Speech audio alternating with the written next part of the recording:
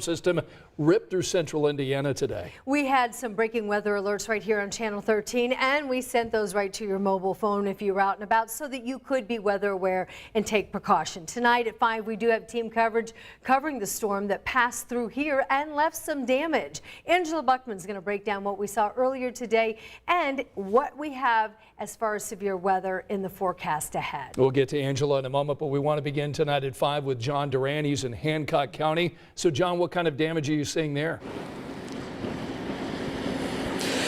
Well, Scott, it's been confined to a pretty small area. Most of the damage we've found, but as you can tell, it's still pretty nasty out here. Rain falling sideways, winds have died down quite a bit, but they are still pretty strong. We're just south of McCourtsville. This is 600 north. Behind us, you could see maybe faintly some flashing lights. Those are crews still working on power lines that were down on that street, working to get the power back on.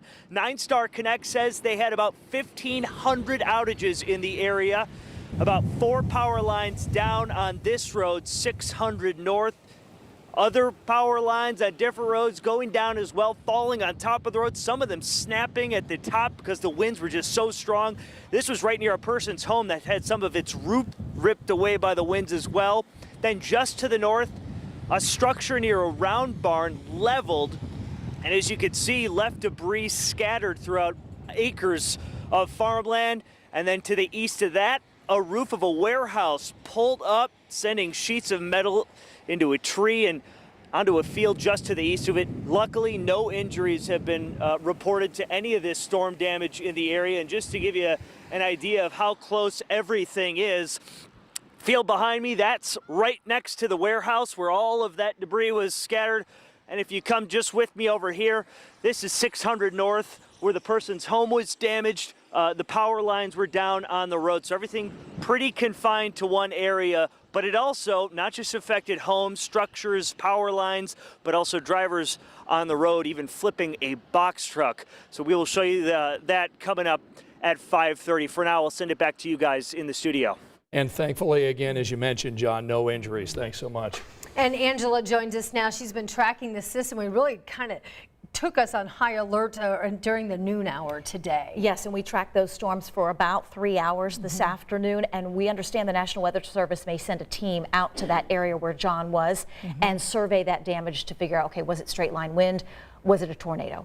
So we hope to have some additional information for you in the coming days. That survey most likely would happen tomorrow. That severe threat is now off to our east. We are still dealing with rain and a handful of wind damage reports. You can see those tornado reports across the eastern sections of Illinois. We showed you that video out of Champaign at the top of the hour.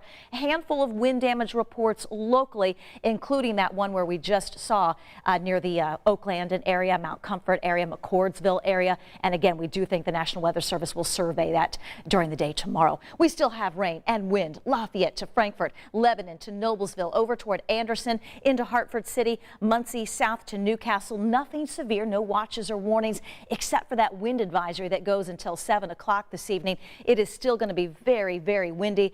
At times, these wind gusts are up over 40 miles per hour. We have a gust to 40 right now in Bloomington, gusting to 31 in Indianapolis, gusting to 38 miles per hour in Shelbyville. Stays windy the next few hours. That wind advisory set to expire at 7 o'clock. Temperatures will stay in the 40s and 50s. Headed to school early tomorrow morning. The weather issue will be low clouds and fog. Early morning temperatures in the upper 30s and low 40s. We do finish tomorrow with some afternoon sunshine and highs in the 50s. All right, thanks so much, Angela. Right now, what we're looking at here is a live look. This is the Duke Energy outage map in central Indiana. And right now, several thousand Hoosiers are without electricity. We know that crews are there out on the scene trying to restore power to those affected areas. Of course, all of this as a result of those storms that came from Illinois into central Indiana. Yeah, so if this is an area that's impacting you and you're on your digital devices, you can see where the outages are around central Indiana at this hour.